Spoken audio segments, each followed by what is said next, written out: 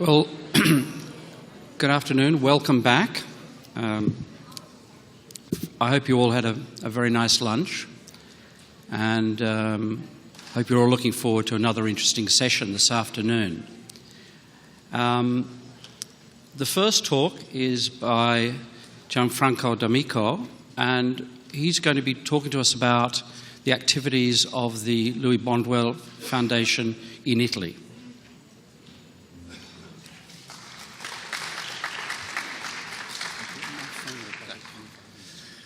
Buon pomeriggio a tutti. Good afternoon to all of you. I will begin with two pieces of information. The first is that it's always difficult to speak after lunch, so I promise that I will speak quietly so I won't disturb your digestion. And the second thing I wanted to say was, don't expect the high level of research that you heard this morning. My role is a wider role in terms of my functions, and I haven't got the skills that we heard about this morning. My level of competence is different. This morning I had a sort of brainwave, which made me want to change the beginning of my presentation. It's a form of thank you to the University of Florence, which is hosting us, and also I'm absolutely fascinated by this hall where we are. So I was really focusing on the beauty of the ambient, and I was curious, intellectually curious, and I looked on the internet, and I looked at Hippocrates' praise of beauty. I said, it's too much for me, let's leave that aside. And then, instead, I found that Umberto Eco wrote a book about the history of beauty. I started reading a couple of lines reported on the internet, and I wrote down two of these, a couple which I found interesting. Beauty was always linked to art, but Umberto Eco says that in the old days, art was simply the way of doing things well. And it seemed totally relevant to what I was going to say this morning, actually this afternoon. The fact is that beauty, art, is the way in which you do things, whether you're a painter or you're somebody who produces boats or a barber, as Eco says. Everything that we're doing today and everything that the foundation wants to do is a form of beauty in the widest sense of the word. And so I will try to tell you an experience that Bonduelle Italy is doing, and it fills me with pride. It's an event, it's almost a sort of anniversary. The Bonduelle Foundation was born in 2004, and it's 10 years now that the foundation has existed in Italy. And by chance, we have Expo, and by chance, we're talking about correct diet, the correct eating habits. So we're in the right place, and the subject is the right one. And this is why I would like to thank the foundation and the people who represent it at this moment. Obviously, we mustn't wait for the next Expo to hold it in Italy. We will be able to do this in future years. The foundation, as 10 years ago, it began with a simple aim, that of putting in the various countries where we operate to set up initiatives that are able to promote different ways of having consumption of fruit and vegetables, which is different with a view to a balanced diet. I think this is an enormous task that the foundation has set itself. And when I've heard about this, I haven't been with the company for long, only 2 years actually, and it's not of little interest. And I was shown this, and I heard that in Italy there wasn't much interest for it. And I looked at this table, this chart. This is the ISTAT statistics for 2012, and it talks about overweight and obesity in Italy. Well, ladies and gentlemen, I don't know what your reaction is, but reading that 36% of children between 6 and 10 years of age is rather worrying. And looking at the geographical areas, for some regions, such as the south of Italy, 1 in 2 children are in this condition. And what comes obvious to me as a citizen is that a lot of things that we can do to go in this direction, just to make sure that food habits, eating habits are different, it's something which is essential for our country. So all those initiatives which aim at this happening mean that something to influence food habits is something that's got to be pushed, and the context has got to be created for it to happen. We know, and perhaps you know better than I, because you're working in this sector, that the consumption of fruit and vegetables in Italy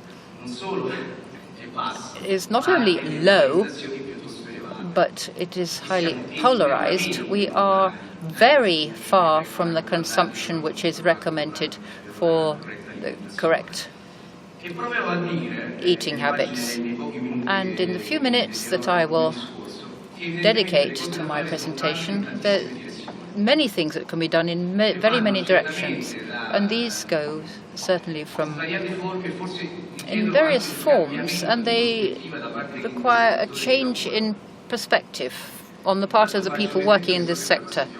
I'll give you an example. Some people won't like hearing this. I spoke about this to somebody in the lunch break.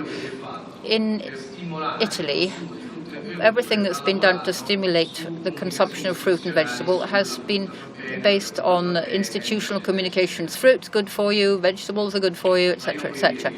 I don't want to say that this is useless, but the consumption of fruit and vegetables from a study done by Numisma and the Association of the Farmers, it's decreasing compared to 10 years ago. So we continue to say it's good for you, but obviously there's something more that we've got to do. And probably research and the way in which we work on this market must change. And this is no coincidence that we've seen during the morning there have been attitudes of less healthy forms of eating that have been encouraged and have led to cultural, social convictions which lead to customary habits. And I'm not attacking anyone here. Clearly, there's such a responsibility and it spreads over various dimensions. What do we do in Italy in the Bonduelle Foundation? Certainly, everything that's a teaching part is present in the web part of our institutional website, and we're talking about reasons, the reasons for various foods. There's a bit of everything, but it's a dissemination. It's a site that disseminates for the general public and for the experts. But the website is probably not enough. There's certainly an important part, but more should be done. Historically, the choice that was made in the 10 years of the Italian experience was to act in the territory, locally, with certain projects. This perhaps is the most important project that was created in 2005 with Friends at Table. And it brought various Italian schools with these fun activities, sort of full stomach, empty stomach, and this was done together with a project. Then we've got the 5-a-day project. This was the concept of acting locally through the schools, and there's a project that's going on now. It's 5 portions a day, and this culminated with a very interesting project from the media point of view. That was the closing of a channel, Nickeldun. It closed down these broadcasts that said, children, let's go out and play. And this was a way of getting people to get used to a totally different way of acting. And then in later years, we're coming up to the present time, collaboration with Slow Food. It's called Orto in Condotta, which is untranslatable into English. It means the orchard in behavior. It doesn't translate well. So this is to communicate a different type of relationship with fruit and vegetables.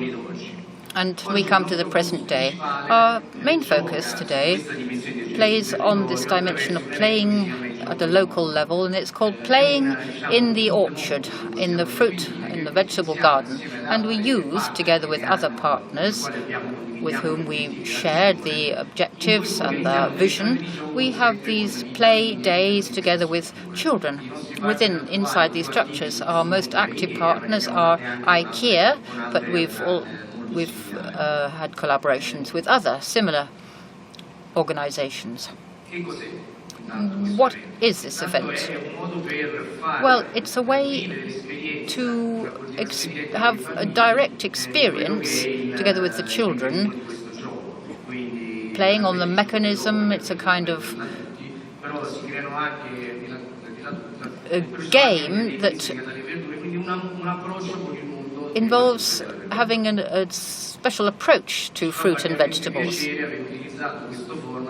We've used this format in emblematic ways. We've been together with children during the 2012 earthquake.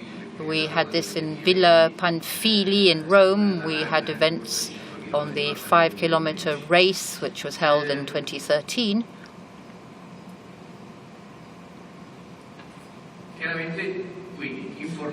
So informing institutionally, acting at a local level, and then acting with taking initiatives with the local institutions with the aim of helping individuals to improve their own eating habits.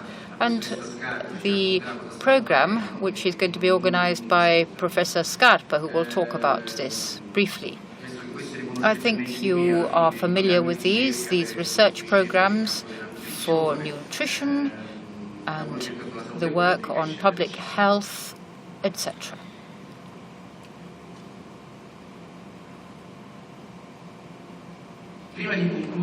Before concluding, the message that I take home from today's meeting is a composite one. It's not just one element that can help people change their eating habits, but we've got to inform, people have got to learn about things, and we've got to change eating habits in our populations. We have a responsibility and an opportunity from a business point of view. And I think that the outlooks is to take up that concept. It's a concept of marketing, but it's a concept of innovation, which is aimed at the language of the people who are going to consume these products. If we can't talk to children about this, we won't have generations in the next 50 years who are able to have different eating habits than they have today. So the message to take home, and as a responsibility of my association, which is involved in this sector, and this is what it is. And I wish you just one thing after lunch. I wish you as much as possible to look for beauty as much as possible. Thank you.